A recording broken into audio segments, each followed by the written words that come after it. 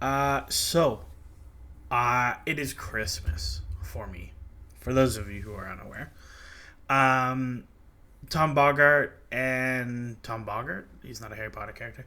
Tom Bogart or Tommy Scoops, as he is colloquially known in the MLS space, put out a report today, as well as some of the Chelsea reporters who were briefed on this, that Chelsea have submitted a bid for Djordje Petrovic, who's the Serbian goalkeeper who plays for the New England Revolution in MLS.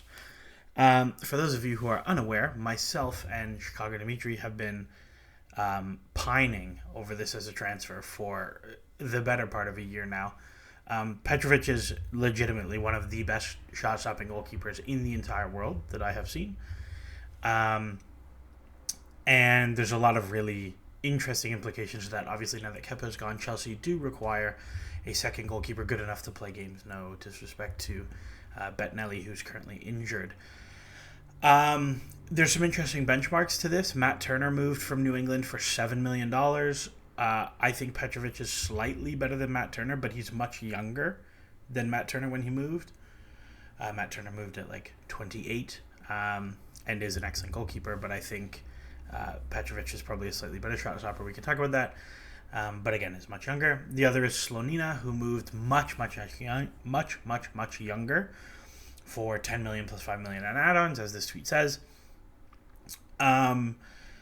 The difficult thing with that as a comparable is that Slonina's price is indicated based on his youth, not based on his talent. I think Slonina currently is a good goalkeeper, but he is not an excellent goalkeeper as of yet. But he's so young, he very well may become one. Petrovic is not that. Petrovic is like just pre-peak. He is a truly excellent shot stopper, and we can get into the stats. So, this is from McClockbot. This is comparing 2022 and 2023.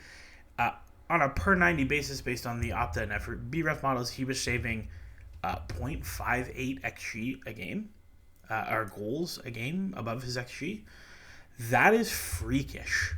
That is like obscene. Over the course of a Premier League season, if you started 38 games, that would be the equivalent of you saving like 25 goals, which is just unheard of. The save percentage, the shots or whatever, the short pass completion, he doesn't really give the ball away much.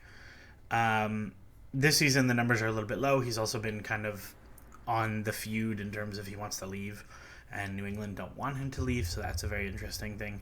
I also think this is just like such a high number. It's not sustainable at that high a number.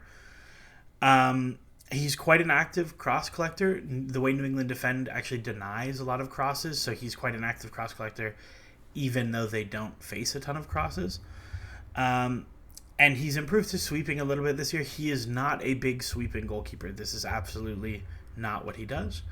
And he is not a great distribution goalkeeper either. He is going to play direct quite often. A good comparable to me is someone like David De Gea. If we look at ASA, so ASA, we have the G Plus wheels. These are from Elliot McKinley, who is an excellent statistics follow if you're interested in that sort of thing. We break down his contributions based on the different areas of goalkeeping. So almost all of his value add is as a shot stopper in 2022. This is using RHG models. Things are a little bit different. And he's about average at everything else.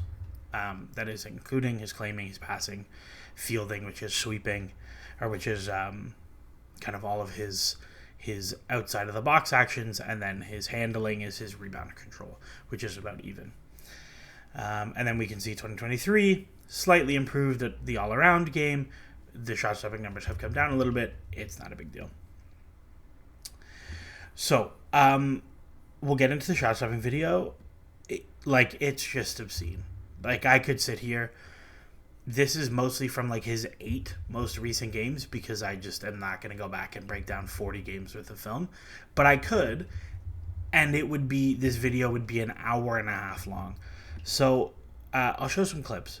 Rebound, excellent rebound. Good hold. He's also massive. Let me see if I have the FB ref right here. I do. He's massive. He's 6'4". That might be selling him short.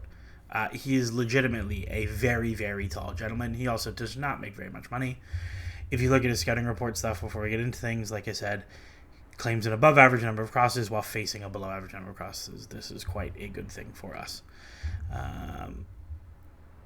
Where were we? Like I said, massive. He holds a lot of things. Another great rebound, right? That's a bad rebound. That's a goal. Here's a cross to the back post. Massive overload of the back post. Gets across, square, barrier, save. Huge. This is like a whipping shot going just under the crossbar from 20 yards out. We have seen Kepa concede this exact shot so many times. Like, this is no different from the Tielemans or the Zaha or any number of long shots that we've seen Kepa let in over the years. I don't expect Robert Sanchez is going to let these in because he is also massive. But, like, he catches this. Just, yeah, no problem. Yeah, easy enough.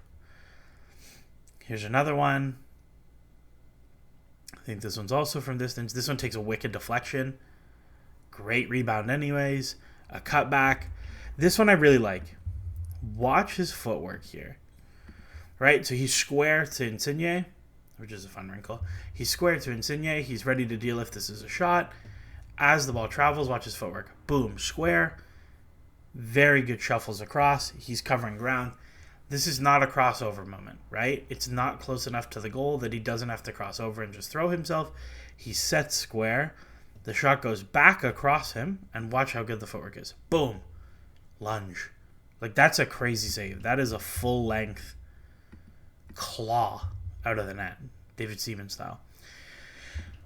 The thing where I think he really shines is on 1v1s. So this comes from a thread from John Harrison on Twitter, who does a lot of analytics for goalkeeper stuff. Highly recommend him as a follow. Highly recommend looking up his thread on 1v1s. If I remember, I'll put it in the description. If I don't, look up this @ and 1v1. And you'll find this amazing thread about the different techniques to saving 1v1s and the different things.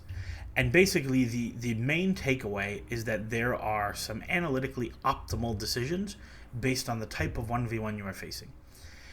Outside of this hemisphere, outside of this semicircle, you should be waiting and treating it like a regular shot, right? If you can think about a 1v1 coming in from an angle, if you stay home and just treat it like a shot, you probably just saved the shot. Same thing if you have a 1v1 from the edge of the box. We see so many times the goalkeeper comes out to the penalty spot and it's like a crappy finish that goes under their hand and slides in. Outside of the semicircle, wait, treat it like a shot. In wide areas, you should be coming and engaging the player and trying to make a block with your body. And in central areas, you should come and just spread and hope it hits you. That's more or less the takeaway. There's a little bit more nuance than that. I encourage you to read the thread. We don't really have enough time to talk about it here. Watch Petrovic on these 1v1s because this is nuts. This is central enough. Maybe he can come and spread. He chooses to wait and react. We saw that cone. If we go back, is just inside or just outside the penalty spot. This is just inside the penalty spot. Amazing save and hold. Here you have a wide 1v1 off across. Engage, block, great save. Here's another 1v1, dead center, engage, spread. So you've seen 3 1v1s, 3 quite good decisions. Here's another one. Okay, it's not quite a 1v1, but stays home, he doesn't come. Great save. Here's a wide 1v1, engage and block. Excellent save. Here's another 1v1. This one's wider. He chooses to wait and react. Again, if we look, this is probably wide enough. It's not the worst decision in the world. Good save on Insigne. Right? So we've seen 5 1v1s there. There's even more in the clips after this. All good 1v1 decision. This is actually one of the aspects of his game that Kepa's quite good at. Kepa's actually a very good 1v1 saving goalkeeper. But not based on good decisions. He just like kind of comes and flies, and he's quite quick, so it works. This is really, really top goalkeeping. Good penalty saver. He just had a penalty shootout where he made a couple saves against New York Red Bulls in League Cup. Another save, excellent rebound. Central 1v1, wait and react, great save. This one's just nuts. Great save. Central 1v1, spread, amazing save. crazy angle, terrific rebound. Like, this is, again, it's so hard. It's so hard for me to just not get really excited about stuff like this because this is so difficult. The winger, I think it's Stipe Biuk. I can't remember his name. I think so. He's a Croatian guy. Cuts inside. Right? Okay, he's maybe set a little bit near post here, but he's so long and his angle is so good that he's going to cut this out.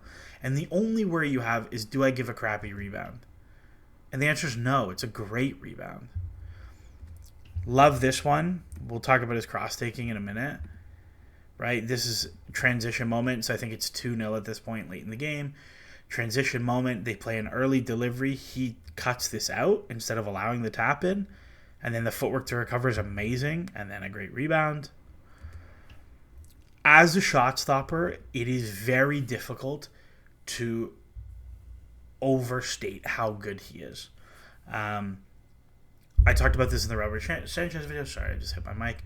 I talked about this in the Robert Sanchez video that I think he's actually much better than what the numbers are suggesting based on some other models. And I'm much higher than consensus on Robert Sanchez. I thought he was fine against Liverpool. I don't think he was great, but I thought he was fine. He only had one shot on target, and it went in. It is what it is. I think Petrovic is like a substantial upgrade as a shot stopper. So let's put that to one side. Shot stopper, amazing. Modern goalkeeper has to do much more than shot stopping. We know this. And there's a couple things to be not weary of, but to be mindful of. So first is the cross-taking. He is a very rangy cross-taker because he is massive. MLS is a actually quite set-piece centric league compared to others. There's a little bit more direct play. Set pieces matter. It's quite big in the American school of thought. So I would actually say this is not a worry in terms of translation. I think it's quite good. You can see, like, here's some back post deliveries from Red Bull who are running off of the same catalogs that the other Red Bull teams have. He deals with the first one really well. Here he deals with the second one through a lot of traffic. Like, this is just very helpful for your goalkeeper to be able to do this. New England defend set pieces with like a bunch of zonals, and then they clear the six for Petrovic to deal with them. It's like quite a function of how they defend set pieces. And he is very, very good on corners because he is so tall. Here's another corner. Oh, I forgot to cut this. Sorry about that. We get to replay MLS HQ. Here's another one, claim through traffic. Another one, claim through traffic. Another one, claim through traffic. Like, these are just, in the last 4 years of Chelsea goalkeepers, I have not seen a keeper come here to claim a corner. It just does not happen. He's very, very rangy as a cross taker, and that's a huge benefit to us. Where it gets interesting is talking about the distribution. So these are like the player maps generated by McClockbot. Again, Dimitri's Streamlit app. Definitely recommend checking it out. What you see is kind of what you get from Petrovic. He's going to pass the ball to the center backs, and they're going to do everything for you, or he's going to kick it long. And I use the word kick, not pass, very intentionally because he's much, much, much more old school. You can see, here's another game. Atlanta are quite pressy. Lots of long passes to the front line, or give it to the center backs. You don't see those Robert Sanchez like clip diagonals or Kepa clip diagonals. Is not really part of his game. So like here, he gets it back under pressure, and he's just gonna launch it. And what I want, the reason I'm showing some of these clips, because like obviously we don't need to watch him just like kick long balls for 5 minutes, is I just want you to recognize the context of like the ball goes back to him, and New England are coached by Bruce Arena, who used to coach the U.S. men's national team. This is not a team who is like setting up a 3-2 build in possession. Like they're not building with complex possession structures that the goalkeeper has to put his studs on the ball and like wait to bait the press. Like that's not happening here. It goes back and they kick it long to the big striker. So you have to recognize the context that he's playing within as well. But he's actually like quite decent at long passing. He looks like a goalkeeper hitting long passes, but he can actually hit them. Like this one, I think he plays right on somebody's head, right? Like that's not an easy pass to make. This one, he just smashes it long straight over the top. So again, he's not amazing at it, but it is a real thing there. You can watch a little bit of him with Serbia as well. It doesn't really change that much. He's only made one Serbia appearance, so a little bit early days there. But to me, the biggest takeaway, I'm really, really excited. I think this is a no-brainer deal at $15 million or £12 million. I think it's also like the perfect profile for what you want this person to be, in that if Slonina hits in an amazing way, Petrovic is about to turn 24, Robert Sanchez is 26. If Slonina in 2 years, 3 years is like, oh, he's our forever goalkeeper, it is very easy to sell both of them as prime-aged or pre-prime, or maybe they're pre-prime. They're still prime-age goalkeepers at 29. It's very easy to move them on. You're not talking huge wages. You're not talking huge fees to make a profit. Petrovic is an EU international or has an EU passport. It's very, very easy. So I give this one massive thumbs up. I think this is a great deal. I think this is exactly the kind of deal when we are talking about emulating quote-unquote Brighton-style scouting. This is what we should be looking at, which is excellent, outlier-level talent from smaller leagues rather than buying the best Brazilian prospect for 20 million euros and hoping he is as good as advertised. I think that is actually very low EV, expected value, as a strategy, whereas I think this, or someone like Datro Fofana, who moves for £10 million from a small league, who has already scored a bunch at Union Berlin in preseason, these are the kinds of moves that I think are really, really exciting. Love this. By the time this comes out, either the deal will be done or it won't be done, but really, really exciting either way. Thanks and enjoy.